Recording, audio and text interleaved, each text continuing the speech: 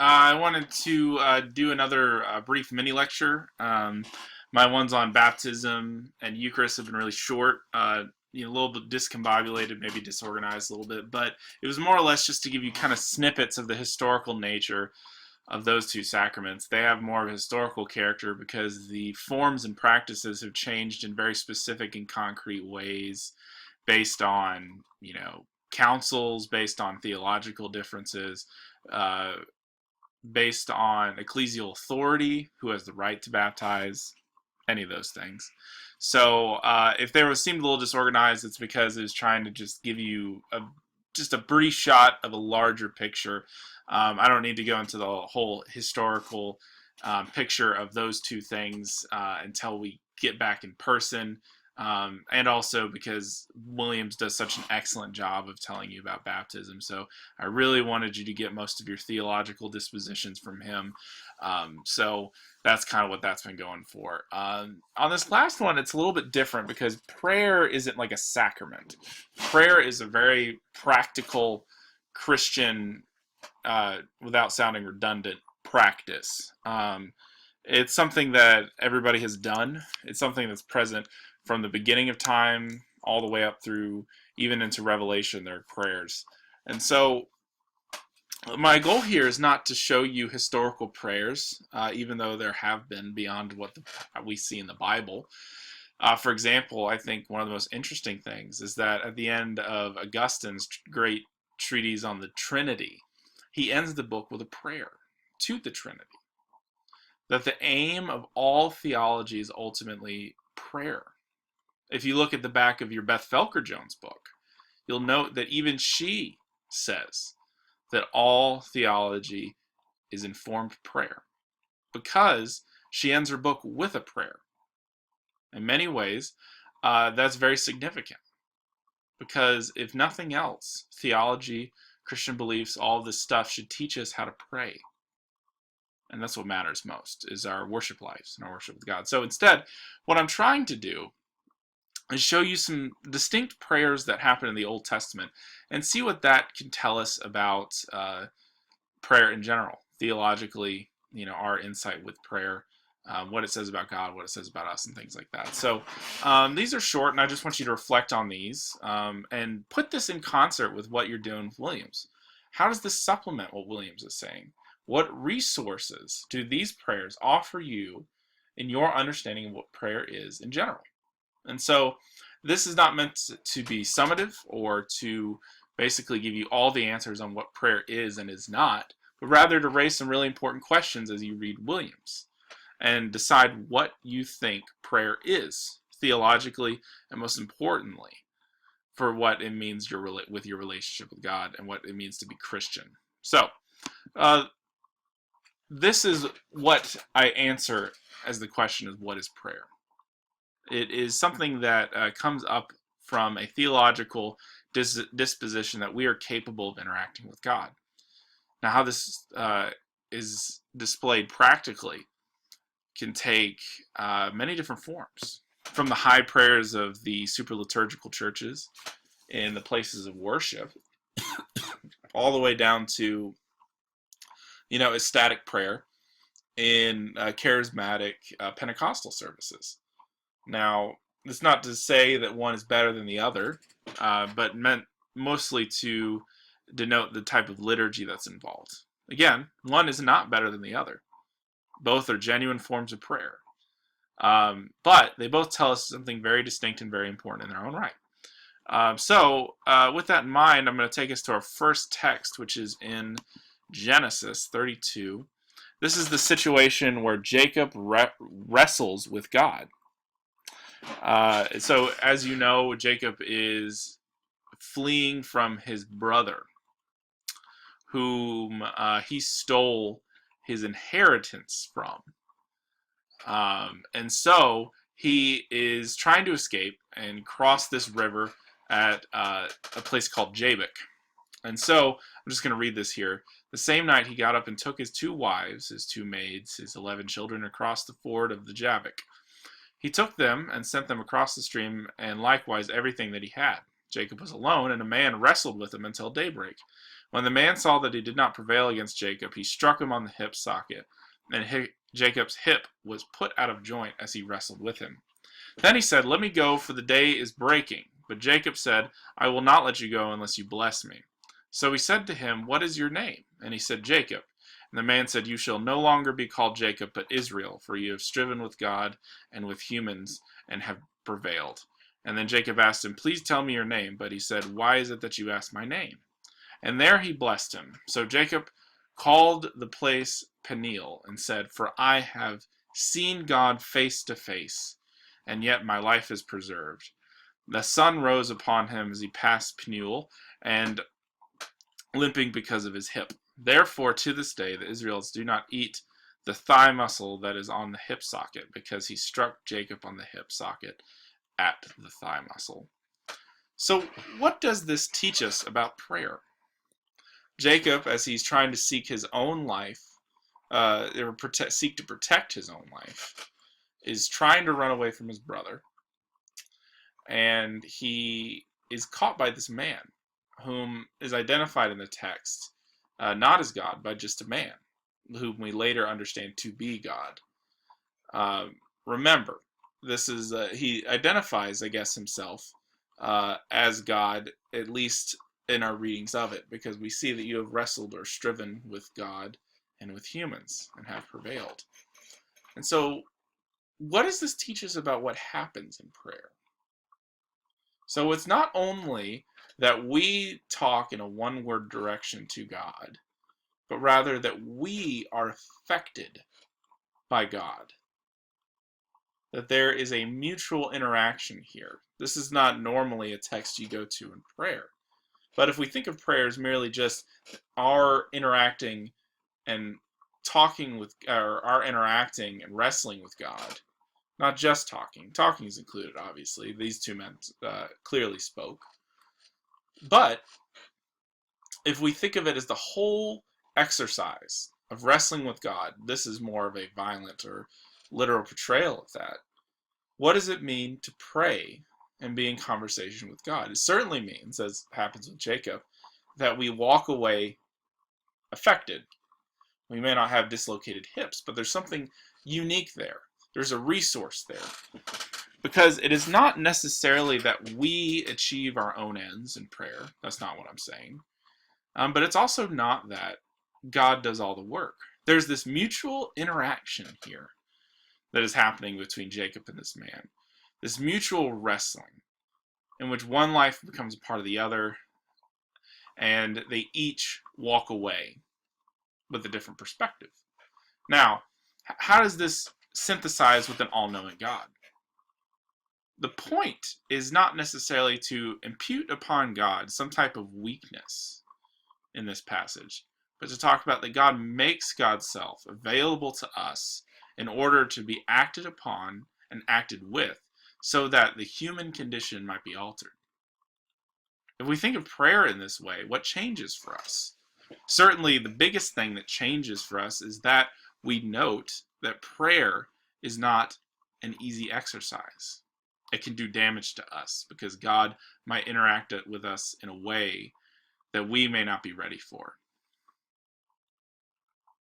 In fact, if you look here, he has seen God and his life is preserved.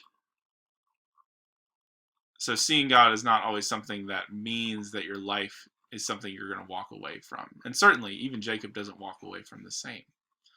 So what resources does this give the Christian? It gives them the knowledge that they can interact with God, that that's a possibility, and that one way or another, something is going to be different. The resources and modes of being that they formerly thought are going to change after they interact with God. So that's very important. The next, still in Genesis, Abraham, it's a little bit further, is pleading with God not to destroy Sodom and Gomorrah. And then Abram came near and said, "Will you indeed sweep away the righteous with the wicked? Suppose there are 50 righteous men within the city. Will you then sweep away this place and not forgive the 50 righteous men who are in it?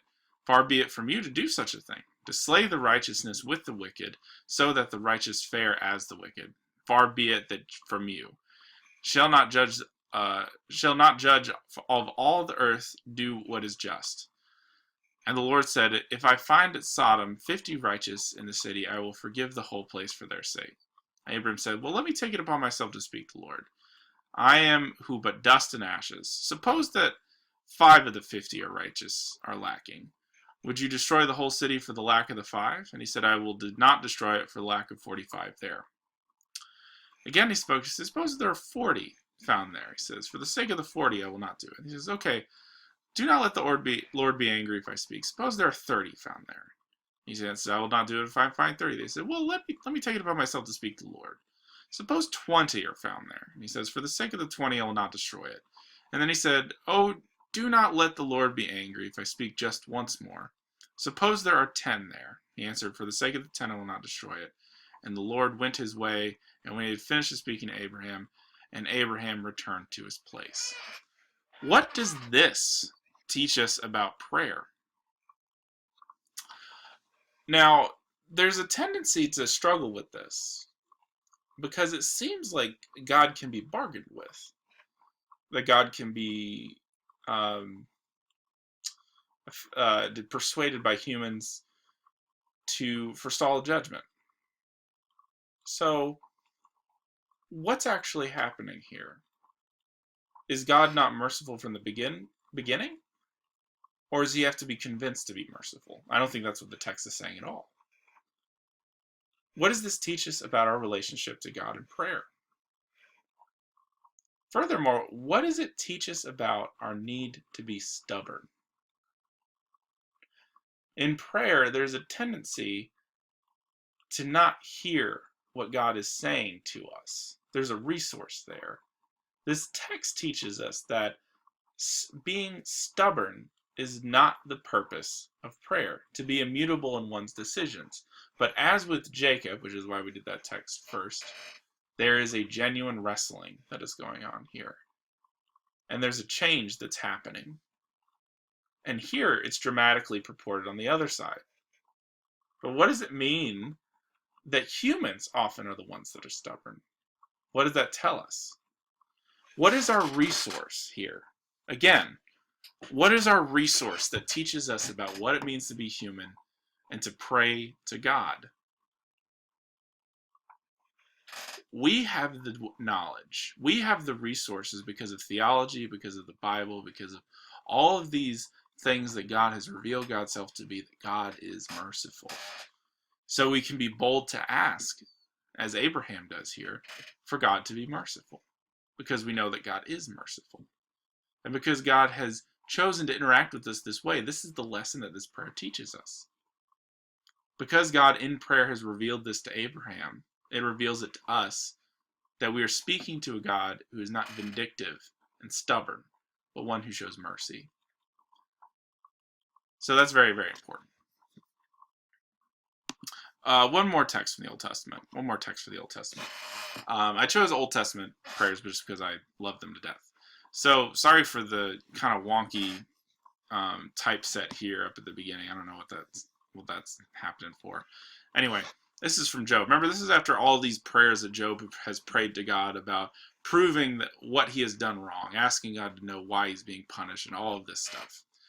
And so, adding on everything that we've already said about prayer, this is the Lord's answer. Then the Lord answered Job out of the whirlwind. Who is it that darkens my counsel by words without knowledge? Gird up your loins like a man. I will question you, and you shall declare to me. Where were you when I laid the foundations of the earth? Tell me if you have that understanding. Who determined its measurements? Surely you know. Or who stretched the line upon it? On what was its bases sunk? Or who laid its cornerstone? When the morning stars sang together and all the heavenly beings shouted for joy. Now, this goes on for much larger. This is just what I could fit in this particular passage. So, what does this teach us for prayer? What does this mean when we ask God to do something? The question here that he is asking Job is, do you know better than me about the things of the earth? So think about this less as God being mad at Job for being upset at his current situation. But think about it in terms of the fact that Job is mad about the way that creation has befallen him when he in fact had no part of creating it, and ultimately God had no part in destroying. So what that means is Adam and Eve sin, and it has all these drastic effects on creation. Remember, cursed is the ground because of your name. And all these terrible things start happening in creation. And so Job is blaming God for something that humanity has done. So the fact that natural disasters come up and kill his family. It's personified, I think, in this character, the accuser, who goes before the Lord. But that God affects or answers Job with this question shows that there is a order that God is bringing about out of this chaos. That's why he's speaking to Job out of the whirlwind. Now, what does it say that this is the answer to Job's suffering? Not that you're right, you shouldn't have happened to you, but hey, where were you when I laid the foundations of the earth? Do you have understanding? Ultimately, and here's the thing, there is so much we're never going to know about God, and there's so much that we're never going to find out in this lifetime about the presence of God. So prayer teaches us that there is a general humbleness by which we must come to the Lord in prayer. That's the resource. We are not prideful or boasting, but we know that we do not know. And that teaches us to be humble, not only in our relationship with God, but with the world. And so the moral resource that it teaches us is that we must always question those who are too supremely certain. That's the resource. All right, a conclusion here. Prayer teaches us what resources we have as Christian. We have the resource of God whom we can wrestle with and walk away changed with new perspectives. We have the resource of knowing who God is before we come to prayer. And we have a resource of knowing that we do not know. And that last one can be very valuable. Because oftentimes, even if we get the answers to the questions we're asking, they are not as quite satisfying. What is satisfying? For example, if you were told why you were suffering, would that really take away the pain that you're feeling in your suffering? What resource does that help you? The resource that we're given in Job is the fact that God ultimately works all things to good and has ultimately an order that triumphs chaos in the world. And that's obviously depicted at the end of Job, that book there. Furthermore, it shows that there is a genuine depth of theological wisdom, that we don't have all the answers, and that we are in the end affected by God. But we can ask questions. We may not always understand, but again, that is the resource that we may not always know. And that in not knowing, we may pray even more. All right, thanks guys.